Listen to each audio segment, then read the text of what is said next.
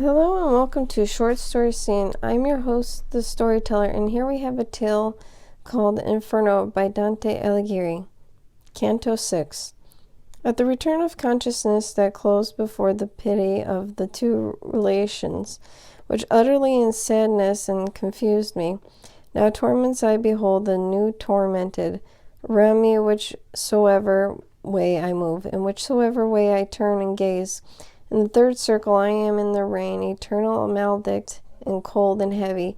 Its law and quality are never new. Huge hail and water sombre-hued and snow, athwart and tenebrous air pour down amain.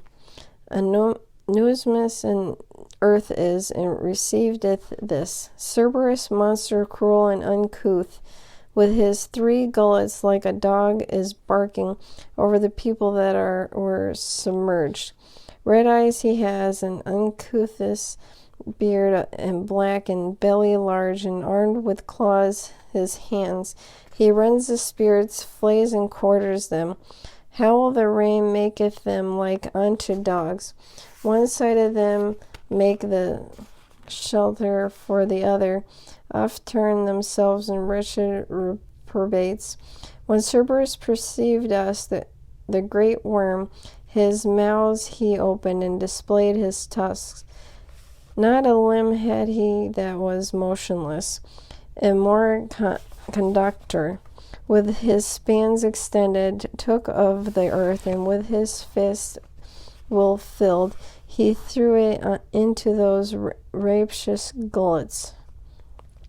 Such that dog is, who by barking craves, and quiet grows soon as his food he gnaws, for it devour, and he but thinks and struggles. The like became those muzzles filthy begrimed of Cerberus the demon, who so thunders over the souls that they would fain be deaf. He passed across the shadow which subdues the heavy rain snow, and he placed our feet upon their fainting at the person's seams. They all were lying prone upon the earth, except one, who sat upright as soon as he beheld us passing on before him. O thou that art conduct through this hell, he said to me, recall me if thou canst. Thyself wast made before I was unmade. And I to him, the anguish which thou hast perhaps doth drawn thee out of my remembrance, so that it seems not I have ever seen thee. But tell me who thou art that in this doleful and a place art put, and in such a punishment, and some are greater, none is so displeasing. And he to me, thy city which is full of envy, so that now the sacks run over, held me within its in the life serene. Your citizens were wont to call me Canto, for the pernicious of gluttony. I, as thou seest, am battered by this rain, and I, sad soul, am not the only one, for all these suffering like the penalty for the like sin. And the word no more spake him. I answered him, Canto, thy wretchedness weighs on me, so that it to weep invites me. But tell me if thou knowest to what shall come. The citizens of the divided city, if any there be just and an occasion, tell me why so much discord has assailed it.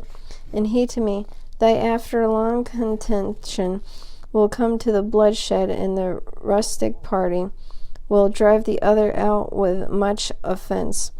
Then after behooves it this one fall, within 3 suns the rise again the other, by force to him who now is on the coast. High will it hold its forehead a long while, keeping the older under heavy burdens. Moreover, it weeps thereat in this indignant. The just are two, and are not understood there. Envy and arrogance and avarice are the 3 sparks that have all hearts enkindled. Here ended he his tearful utterance.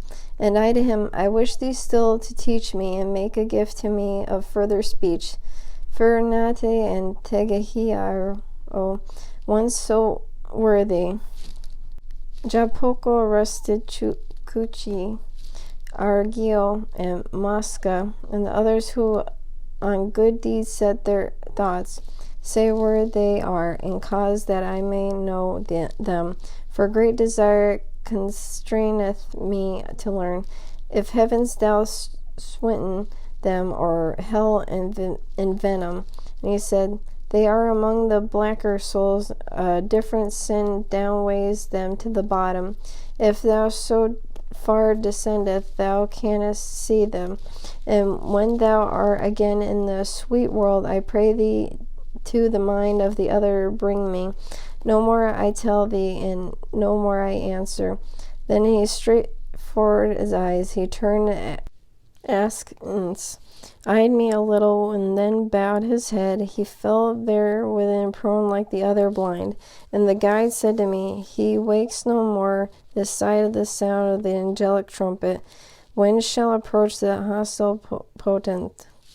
Each one shall find again his dismal tomb, shall reassume his flesh and his own figure, shall hear what through the eternity re-echoes.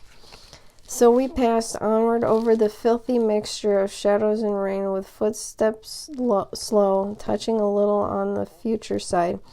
Wherefore I said, Master, these torments here, will they increase after the mighty sentence, or less be, or will they be as burning?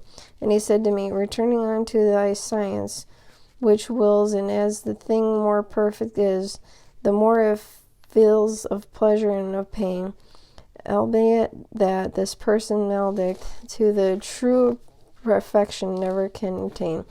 Hereafter more than now they look to be.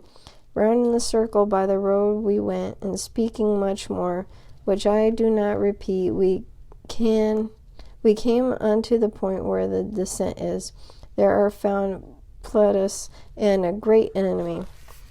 And that concludes Canto 6 of Inferno by Dante Alighieri. If you like this content and would like to support it, please head on over to Patreon. That is www.patreon.com/short story scene.